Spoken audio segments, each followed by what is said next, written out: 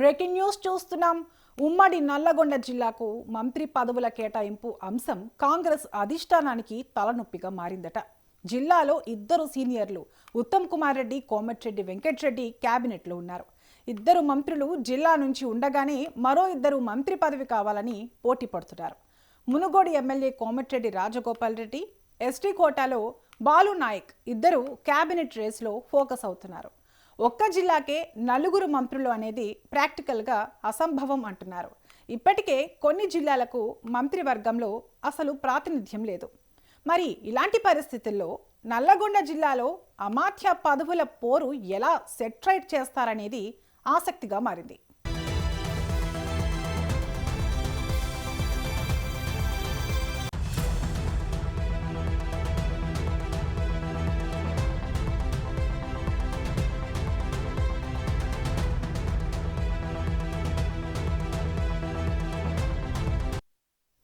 ఉమ్మడి నల్లగొండ జిల్లా కాంగ్రెస్ పార్టీకి ఎంతో కీలకం. రాష్ట్ర విభజన ముందు నుంచి ఆ జిల్లాలో కాంగ్రెస్ ఆధిపత్యమే కొనసాగుతోంది. కాంగ్రెస్కు అంత పట్టున్న ప్రాంతం కావడంతో ప్రభుత్వం ఏర్పడిన దగ్గర జిల్లాలో అమాత్య పదవులు పంచాయతీ నడుస్తూనే ఉంది.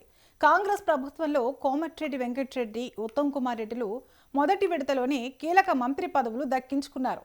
అయితే మధ్యలో కాంగ్రెస్ను వీడి బీజేపీలో చేరి ఎన్నికల ముందు కాంగ్రెస్లోకి రీఎంట్రీ ఇచ్చిన కోమటిరెడ్డి రాజగోపాల్ కూడా మంత్రి పదవి ఆశిస్తున్నారు.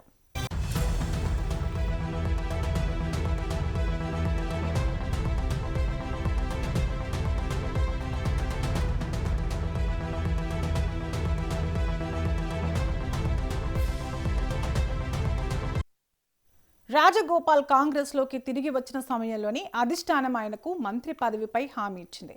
అయితే మంత్రివర్గ ఏర్పాటు సమయంలో రాజగోపాల్కు సమీకరణలు కలిసి రాలేదు. తర్వాత లోక్సభ ఎన్నికలప్పుడు భువనగిరి ఎంపీ సీటుతో లింకు పెట్టి ఆయనకు మరోసారి హైకమాండ్ క్యాబినెట్ బెర్త్పై హామీ ఇచ్చింది. ఆ ఎంపీ సీటుని కాంగ్రెస్ వశం చేయడంలో కీలక పాత్ర పోషించిన రాజగోపాల్ రెడ్డి మంత్రి పదవి కోసం ఎదురు చూస్తున్నారు. అయితే జిల్లా నుంచి ఇప్పటికే ఇద్దరు రెడ్డి వర్గీయులు మంత్రులుగా ఉండటంతో రాజగోపాల్ రెడ్డి విషయం ఎప్పటికప్పుడు పెండింగ్లో పడుతూనే ఉంది. ఆ క్రమంలో ఇటీవల అన్న అవుట్ తమ్ముడు ఇన్ అని సోషల్ మీడియాలో జోరుగా ప్రచారం జరుగుతోంది.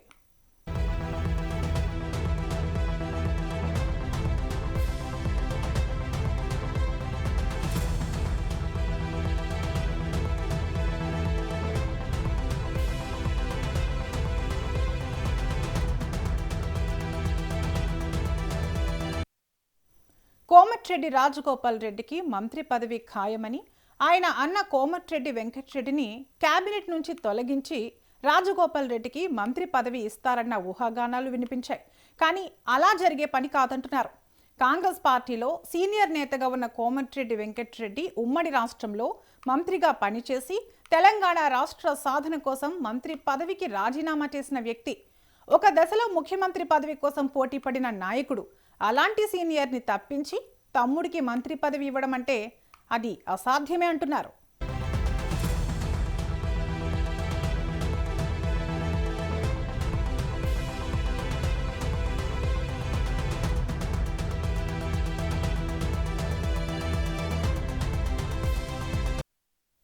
అదే విషయంపై కోమటిరెడ్డి రాజగోపాల్ రెడ్డి కూడా చాలా క్లారిటీతో కనిపిస్తున్నారు. తెలంగాణ కోసం మంత్రి పదవి త్యాగం చేసిన సోదరుడు వెంకటరెడ్డిని పదవి నుంచి తొలగించి తనకు మంత్రి పదవి ఇస్తానంటే అంగీకరించేది లేదని సన్నిహితుల వద్ద ఇప్పటికే స్పష్టం చేశారట. తామిద్దరం అన్నదమ్ములమని తెలిసే కాంగ్రెస్ హైకమాండ్ తమకు హామీ ఇచ్చిందని, అలాంటిది ఇప్పుడు అన్నని తొలగించి తనకు ఇవ్వడం సరైంది కాదని రాజగోపాల్ రెడ్డి అంటున్నారట.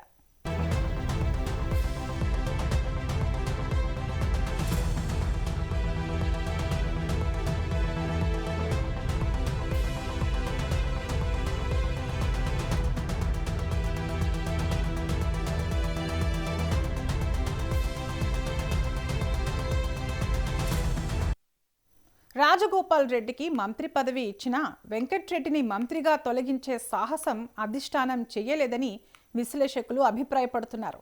ఎందుకంటే కేసీఆర్, కేటీఆర్లపై కాంగ్రెస్ ప్రతిపక్షంలో ఉన్నప్పుడే వెంకటరెడ్డి బహిరంగ విమర్శలతో కలకలం రేపారు. నల్లగొండ జిల్లాలో సీనియర్ లీడర్గా ఉంటూ పేద ప్రజల కోసం కుమారుని పేరిట కోట్ల రూపాయలు ఖర్చు పెట్టే ఫైర్ బ్రాండ్ వెంకన్నని అధిష్టానం పక్కన పెట్టడం అంటే దుస్సాహసమే అన్న టాక్ వినిపిస్తోంది.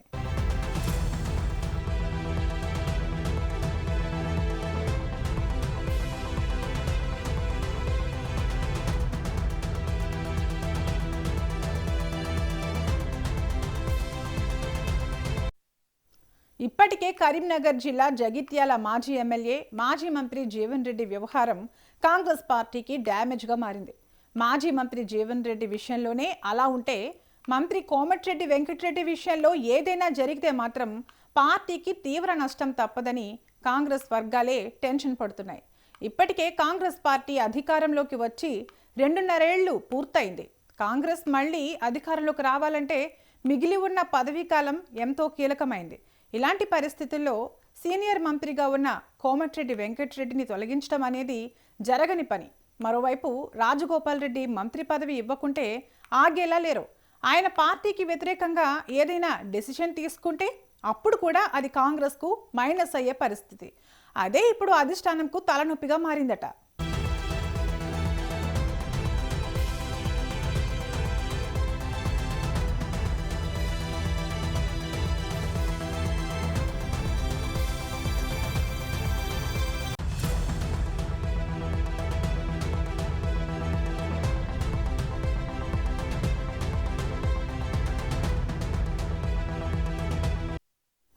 కోమటిరెడ్డి సోదరుల విషయం పక్కన పెడితే ఇక జిల్లా నుంచి దేవరకొండ ఎమ్మెల్యే బాలు నాయక్ మంత్రి రేసులో ఉన్నారు. ఎస్టీ వర్గానికి చెందిన బంజారాల కోట నుంచి బాలు నాయక్కి మంత్రి పదవి దక్కుతుందని ఆయన వర్గం నమ్మకంతో కనిపిస్తోంది. కానీ జిల్లాలో రాజగోపాల్ రెడ్డి మంత్రి కోసం ఫైట్ చేస్తుండడం బాలు నాయక్కి మైనస్గా మారింది. ఇప్పుడున్న పరిస్థితుల్లో బాలు నాయక్కి మంత్రి దక్కితే జిల్లా నుంచి 3 మంత్రులు అవుతారు. కానీ ఆయన ఎస్టీ కావడంతో పార్టీకి ఎలాంటి నష్టం జరగదంటున్నారు. అలాగని రాజగోపాల్కు హ్యాండ్ ఇస్తే చోటు చేసుకునే పరిణామాలు ఊహించడమే కష్టమంటున్నారు. పోనీ బాలు నాయక్ని పక్కన పెడితే అది విపక్షాలకు ప్రధాన ఆయుధంగా మారుతుంది. ఇలా నల్లగొండ జిల్లాలో మంత్రి పదవుల సెట్టింగ్ హైకమాండ్కు పెద్ద తలనొప్పిగా మారిందట. మరి ఈ సమస్యలకు ఎలాంటి పరిష్కారం వెతుకుతారో చూడాలి.